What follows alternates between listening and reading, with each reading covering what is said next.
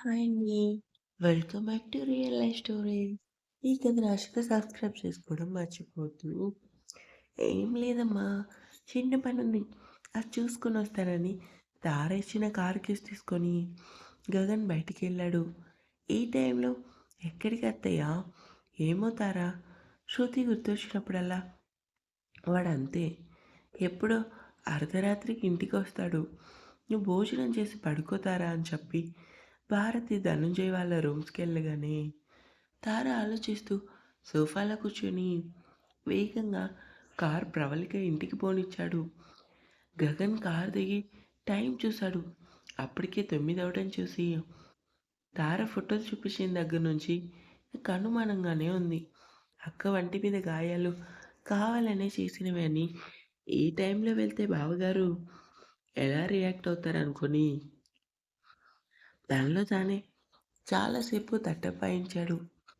కానీ మనసు వెళ్ళు అని తొందరపాటు చేయటంతో ఏదైతే అది అయిందని కాలింగ్ బెల్ కొట్టాడు కానీ ఎవరు ఓపెన్ చేయలేదు.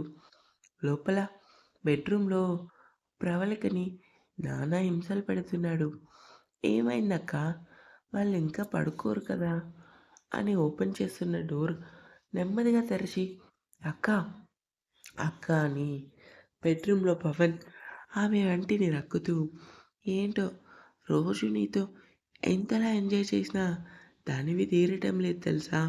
ప్లీజ్ అండి, నాకస్సలు ఓపిక లేదు. మీకు దండం పెడతాను వదిలేయండి" అని ఏడుస్తూ పవన్ కాళ్ళు పట్టుకుంది. "ఏ లేదు ప్రవళిక, ఎలానో నువ్వు నాకు వారసుడిని ఇవ్వలేదు, ఇవ్వలేవు కూడా. కనీసం సుఖం కూడా ఇవ్వకపోతే ఎలా" అని ఆమె వంటి మీదున్న చీర లాగేలోపే గగన్ అక్క అని పిలవటంతో "ఈ టైంలో ఎవరే? మీ తమ్ముడు వాయిస్‌లా ఉంది" అనగానే గగన్ మరోసారి అక్క అని పిలిచాడు. "వచ్చింది నీ తమ్ముడే. కాస్త జుట్టు సరిచేసుకొని మూసుకొని బయటికి రా" అని చెప్పి పవన్ వెంటనే తన హెయిర్ షర్ట్ సరిచేసుకొని కోల్గేట్ స్మైల్ ఒకటి యాడ్ చేసి డోర్ ఓపెన్ చేసి బయటకొచ్చాడు. "ఏంటి బామర్ది ఇలా వచ్చావు?" నవ్వు పులుముకొని అడిగాడు. "అది బావ, ఏం లేదు. నీకు జున్నంటే ఇష్టం కదా, అది ఇద్దామని వచ్చాను." "జున్నెక్కడిది బామర్ది? ఈరోజు వస్తుంటే స్టాఫ్‌లో ఒకరు నా మీద అభిమానంతో ఇచ్చారు బావ. నువ్వు అక్క ఎంతో ఇష్టంగా తింటారు కదా, అందుకే తెచ్చాను. మార్నింగ్ ఇద్దువు కదా గగన్. ఇప్పుడు ఎందుకంత కంగారు? టేస్ట్ బాగోదేమో అని బావ. ఇంతకీ అక్క ఎక్కడ బావ? ఏంట్రా, రావటానికి వేళాపాళా లేదా? ఈ టైంలో వచ్చావు? లేదంటే తార వాగుడు భరించలేక ఓపిక లేక మీ బావ దగ్గరికొచ్చావా?" నవ్వుతూ అడిగింది. "ఏంటి ప్రవళిక ఆ మాటలు? నా బామర్ది ఏ టైంలో అయినా మన ఇంటికి వస్తాడు. దానికి కారణం ఉండాలా ఏమిటి?" భర్త మాటలకి విరక్తిగా నవ్వింది ప్రవళిక. ఎందుకంటే గగన్ వెళ్ళగానే తన సూటిపోటి మాటలతో, చేసే పనులతో తనని మరింత టార్చర్ చేస్తాడు అని. "ఏంట్రా, చేతిలో ఆ బాక్స్ ఏంటి?" పవన్ పక్కన కూర్చుంటూ అడిగింది. "జున్ను తెచ్చానక్కా" అని నవ్వుతూ వాళ్ళతో మాటలు కలుపుతూనే ప్రవళికను చూశాడు. తన శరీరం అంతా ఎర్రగా కందిపోయింది. పైగా మెడ దగ్గర ఘాట్లు. అన్నీ చూడగానే అర్థమైంది. మధ్య మధ్యలో మాట్లాడుతున్న గగన్ పవన్ చేతిని పరిశీలించాడు. తన అక్క భుజంపై వేసి గట్టిగా నొక్కి పట్టుకొని ఉండటం చూసి చూడగానే అర్థమైంది ఆ గాయాలన్నీ పవన్ చేశాడు అని. నోరు తెరిచి అడగలేని పరిస్థితి. తన అక్కతో ఒంటరిగా మాట్లాడాలని నిర్ణయించుకొని, "సరే అక్క, వస్తాను. బాయ్ బావ" అని చెప్పి గగన్ వెళ్ళగానే పవన్ ఉఫ్ అంటూ ఊపిరి పీల్చుకొని, "ఏంటే, నీ తమ్ముడికి పని పాట లేదా? టైం కాని టైంలో వచ్చి డిస్టర్బ్ చేశాడు. వాడేం కావాలని రాలేదు కదండీ. మీకిష్టమని జున్ను తీసుకొని వచ్చాడు.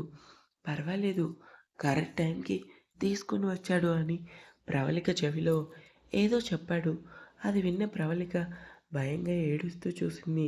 "నువ్వెంతలా చూసినా పనవ్వదు కానీ పద లోపలికి" అని ప్రవళికను తీసుకొని లోపలికి వెళ్ళగానే విండో నుంచి ఇదంతా చూసిన గగన్ కంట్లో తడి తుడుచుకున్నాడు.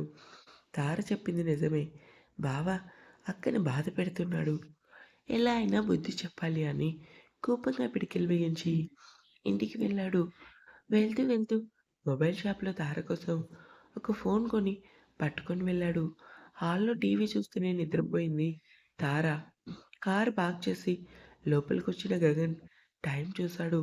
10 అవ్వటంతో సోఫాలో కూర్చొని నిద్రపోతున్న తారను చూసి బాధపడ్డాడు. క్షమించు తారా! నా మాటలతో నిన్ను బాధపెట్టా అనుకోని సోఫాలో ఆమె పక్కన కూర్చొని ప్రేమగా తార తల నిమిరాడు.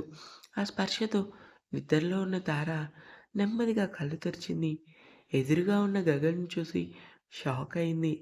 "ఎప్పుడొచ్చావు బావా?" ఆశ్చర్యంగా అడిగింది. "ఇప్పుడే వచ్చాను." "ఎక్కడికెళ్ళావు?" "టైం 10 అయింది." "ఈ టైం వరకు నీకు బయట పనేంటి?" నొసలు చిట్లించి మరీ అడిగింది. నేనెక్కడికెళ్తే నీకెందుకు? అయినా ఏంటి నేను బయటికెళ్తే ఆరాలు తీస్తున్నావని గగన్ అనగానే, తార సారీ బావ నేనేం కావాలని అడగలేదు. టైం కాని టైంలో నువ్వు బయటికెళ్తే ఆఫీస్‌లో ఏమైనా ప్రాబ్లమ్ వచ్చిందేమో అని అడిగా. అంతేకానీ నీ విషయంలో నేనెందుకు తలదూరుస్తాను బావ అని తార అనగానే గగన్ మనసులోనే నవ్వుకున్నాడు. నేను రేపు కాలేజ్‌కెళ్తాను బావ. బుక్స్ తీసుకోవాలి కదా! నువ్వొక్కదానివే ఎందుకు? నేను తీసుకొని వెళ్తాను. చేతిలో ఉన్న కవర్ టేబుల్ మీద పెడుతూ, ఎందుకు బావ? నేను జస్ట్ మరదల్నే కదా! నా విషయాలు నేను చూసుకుంటాను అంది. ఇండైరెక్ట్‌గా గగన్‌ని దూరంగా ఉండమన్నట్టు. మాటలు మామూలుగా మాట్లాడడం లేదు కదా! నువ్వు ఏదో కోపంలో ఒక మాట అన్నానని అలగటం కూడా కాకుండా బానే అందిస్తున్నావనుకోని, తార ఏంటి బావ పాలే కదా! ఆల్రెడీ గ్లాస్‌లో రెడీగా ఉన్నాయి. ఇప్పుడే తెస్తాను అని తార పైకి లేవబోతుంటే, ఆమె చేతిని పట్టుకొని పక్కన కూర్చోబెట్టుకొని, సారీ తార, అక్క విషయంలో నేను నీ పట్ల అలా ప్రవర్తించడం తప్పే. కానీ కావాలని అనలేదు.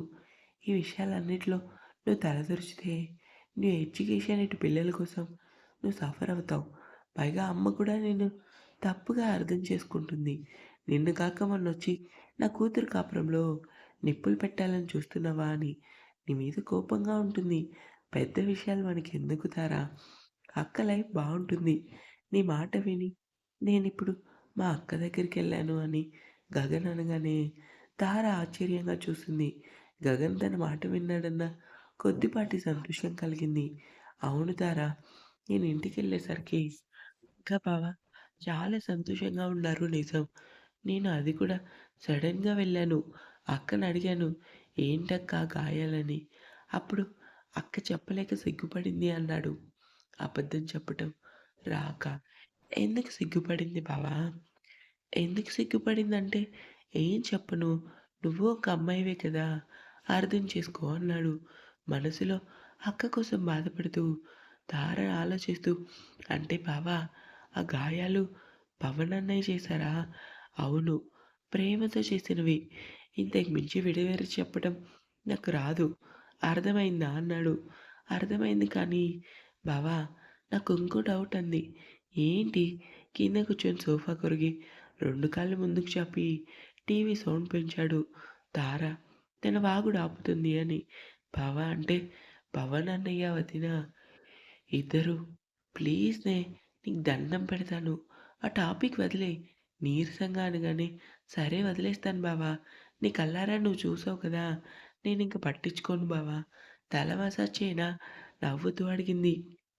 నీ వాగుడికి నిజంగానే తల పట్టేసింది. మసాజ్ చేయని గగన్ టీవీ చూస్తుంటే అక్క చాలా బాధలు పడుతుంది. ఆ పవన్‌కి ఎలా అయినా బుద్ధి చెప్పాలి. నా ఎదురుగానే అక్కని టార్చర్ పెట్టాడు. నేను బయటికెళ్ళగానే మాటలతో భయపెట్టాడు. అక్క నోటి నుంచి నిజం ఎలా చెప్పించాలో నాకు బాగా తెలుసు అనుకున్నాడు. లేదు తార గగన్ 2 భుజాలు ఒకసారి కుదిపింది. అబ్బా! ఏంటి తారా? విసుగ్గా అన్నాడు. బావా! నువ్వు నిజంగానే చాలా మారిపోయావు. ఎంతలా అంటే ఇంతకు ముందులా ఉండటం లేదు. నేనంటే నీకిష్టం లేదు బావా! తార ఏడుస్తూ అనగానే గగన్ బాధపడ్డాడు. అనవసరంగా తార మీద అరుస్తున్నాననుకోని తార వద్దు బావా! ఏం మాట్లాడకు అంటూ ఏడుస్తూ రూమ్‌కొచ్చి పిల్లల దగ్గర పడుకొని వెక్కి వెక్కి ఏడ్చింది. ఇంకా ఉంది. చూద్దాం మన గగన్ బాబు తారని ఎలా బుజ్జగిస్తాడో, ఫోన్ తీసుకుంటుందో లేదో చూడాలి. తార అందరికీ నచ్చుతుందా? అంటే తార క్యారెక్టర్ ఏంటి అన్నది మీకు ఎంతవరకు అర్థమైందో కామెంట్‌లో చెప్పండి. సబ్స్క్రైబ్ చేసుకొని లైక్ చేయటం మర్చిపోవద్దు.